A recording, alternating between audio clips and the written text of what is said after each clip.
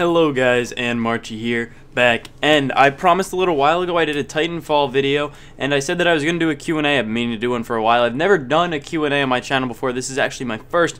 Despite this is my third year of YouTube, this is my first. Threw some Battlefield 4 in the background. I did alright on the game. It was Six Flag Conquest, which I'm unfamiliar with the game mode. I usually play Five Flag Conquest. But I did alright. I came in 5th, and I went 14 and 14. But the gameplay is irrelevant. I chopped it up. I'm going to probably chop it up some more. Anyway, into the Q&A. I want to start with a little bit of a fact, frequently asked questions, if you will. A lot of people, the most common asked question is, how old are you? And I'm 16 years old. I'm turning 17 in April. I will also say I've been doing YouTube for about 3 years now. I started my channel on December 10th. 2010, uploaded my first video on January 2nd, 2011. So over 3 years now. I have over 800 videos, but you could see that underneath this. It kind of tells you. I've been doing Twitch for a while. Anyway, moving along, second frequently asked question. I live in New York, right outside New York City. Not right outside. It's a little bit of a drive, a little bit of a plane ride, probably about 30 to 40 minutes away. But yeah, I get asked that a lot. Where do you live? I live in the U.S. Quickly about my tech, another frequently asked question, my tech. I have a computer, built it myself. It has a CPU of 3770. The graphics card is a Radeon HD 7850. It has 3 gigs mechanical drive, a 120 gig solid state drive, 16 gigs RAM, DDR3.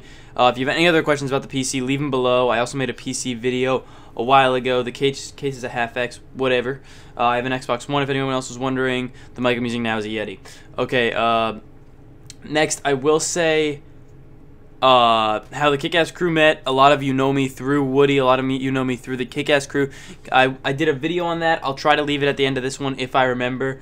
Kick-Ass crew met. I made a video on Woodycraft. Woody contacted me. We decided to kind of work together. We got Mark involved, and it grew since then. But if you want to know more on that, I will leave a link to that one. Now that I got the fact out of the way, I will say, to the questions that you guys asked, I'm just going to do these random order. I'm going to try to get through them all, but I will go quickly. Some people ask like a lot of questions. What if I woke up one day to find out that I was the last living man on Earth? What would you do? So, questions like this I find hard to answer because it's always about finding like a loophole. And you really, when you ask a question like this, have to define your parameters really well. Like, this person said last living man. Does that mean that there are still women alive? Like, are dogs still alive? Does life still exist? Are plants still alive? Did the sun go out? Was there a meteor shower? Are the bodies still there? Or did the bodies just disappear? That's a big one, you know. Are the people's bodies still there? Or did the bodies disappear? The go-to is like rapture into the earth. The bodies are still here. Their souls left. All the good people are gone. But assuming that I'm the last living man, last living person ever, I don't know what I'd do. I definitely would, I'd try to learn how to drive a boat first. I would go somewhere warm and live there. Learn how to drive a boat, an F1 race car, maybe a plane if I'm feeling ambitious. Probably kill myself doing one of those. Helicopter. I always wanted to do that kind of stuff. Do some cliff jumping stuff. I'd learn how to use a parachute. Yeah, that kind of stuff. Just fun stuff.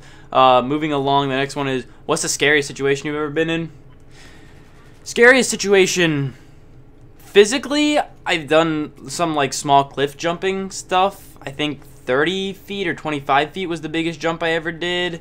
That wasn't even that scary physically. I've been on pretty much every daring roller coaster, you know. Here in the Northeast, a lot of people say King to Ka, you know. That roller coaster doesn't scare me too much. I never went on it. Every time I went, the wait was 2 to 3 hours. I've done pretty much every other big roller coaster you can think of in the Northeast. The Hulk one is a big one. The Bizarro coaster is a big one. I did both the Bizarro coasters. But I've done pretty much every big roller coaster. I like to think of myself as kind of a thrill-seeking type guy. A lot of people that do water skiing or that kind of thing say that that's the most fun, most exhilarating, most adrenaline-inducive. I've done that kind of stuff, you know, towed by a boat on a few different types of things. I like that. But cliff jumping was probably the scariest physical thing that I did.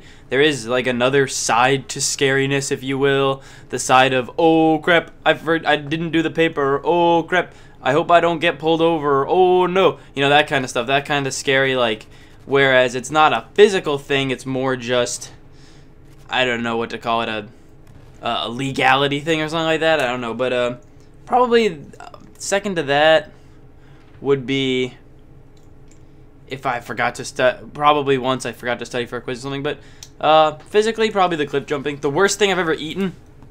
Worst thing I ever ate. Worst tasting. I don't know why this comes to my mind, but this just came to my mind. When freezer foods, right? Foods that you keep in the freezer, your Hot Pockets, your freezable waffles and that kind of stuff, when it's not cooked all the way, is gross.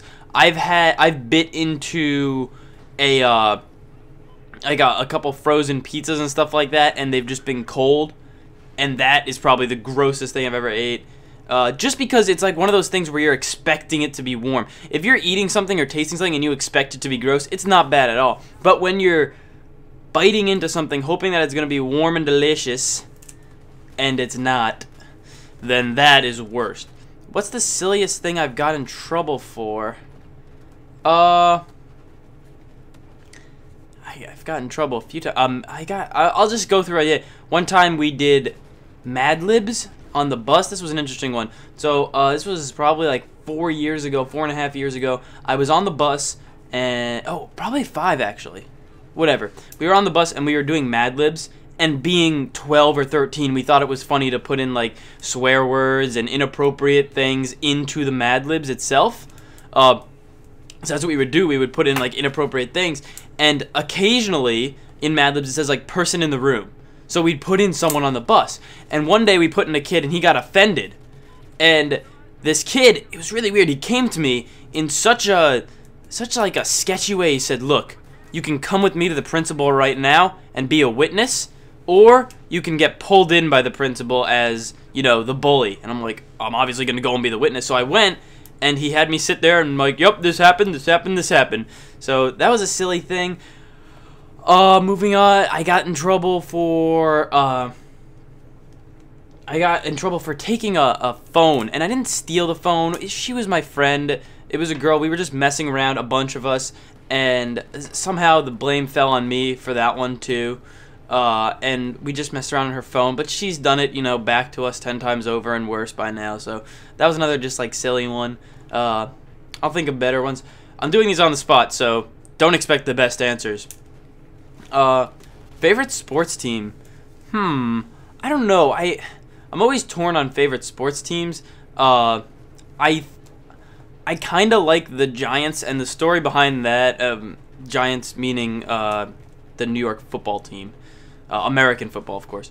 And the story behind that is kind of that I was younger, so I was probably, we're going back a couple of years now, 5 or 6 years, and I came home from a Giants game, and I was talking to my friend on Skype or AIM or iChat or FaceTime or whatever we used at the time, and he said, oh, you just got back from a Giants game, you're a Giants fan? I said, I don't know, maybe. And he was an outspoken Jets fan, and so I was like, oh, kind of. I don't really care that much. It was just fun to go to the game. And he said, well, what's the first game that you went to? Like, who was the first football game that you went to? When you went to your first game, who was playing? And I said, oh, it was the Giants, you know, coincidentally.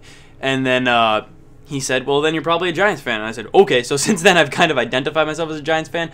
I'm not particularly interested in sports that much. I do... I kind of like the Yankees and the Giants, but they're like the two cliche New York teams. I'm not going to start rooting for, you know, the Patriots and the Red Sox.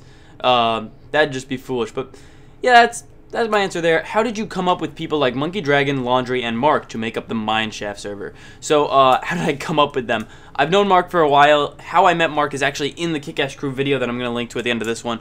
And then Monkey actually reached out to me a while before I started the remake of the Mineshaft server, if you will. He reached out to me and said, hey, you want to play sometime? Hey, I like your channel. And I was like, oh, cool. And then Monkey knew Laundry, and since then we've been taking in people that like us from the streams. We've been taking in people that reach out to us. So I don't really go looking for people all that often, but people do come to us. Do I think that Woody will hire any more staff for WoodyCraft soon? It's possible. I don't know really how that works. Do Do you plan on living in the USA for the rest of your life, or migrating somewhere else? So, about living in the US for the rest of my life, I like the US, and it scares me a little to leave it, right? It scares me a little to leave the US because I've been living here and I know that I'm protected. I feel that I'm protected, at least, okay? I feel that I'm protected under the law, that laws are in place in an effort to keep me safe. I know that the police here do a decent job. I know the strength of the US military. I know the basic function, the way that the government works. I know the senators, the president, and all that, and it scares me to move out of the country. I'm not good at foreign language. I'm not good at picking up foreign languages, so I would not move to a country that doesn't speak English. So if I ever moved, I would move somewhere that spoke English. Maybe I'd consider, like, in England. I don't know how much English they speak in South Africa. I think that is still the primary language there.